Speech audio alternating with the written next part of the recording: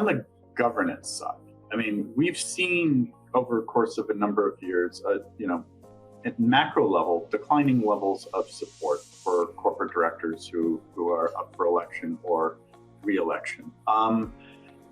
And we've got more work underway at the Conference Board to figure out exactly what's driving that. How much of it are the proxy advisory firm policies, how much of it are investor policies, how much of it is sort of overall dissatisfaction with the board relating to business strategy or relating to ESG. A whole bunch of things could be driving directors who are being targeted.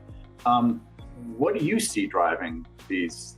They're still gradual, but they're notable downward trends in support for directors, and what should companies do to mitigate that?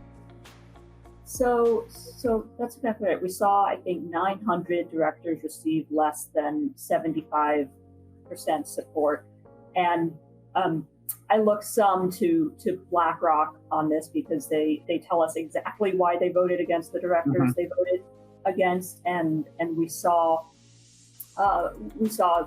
similar drivers to what we saw last year. In the U.S., diversity was one of the largest drivers. Boards that they found were not diverse. Interestingly, female directors did continue to receive higher average support. Inside and outside of the U.S., independence was another area of concern cited in a large number of those votes. And then overboarding remained a large concern with many institutional investors, more so than the proxy advisors.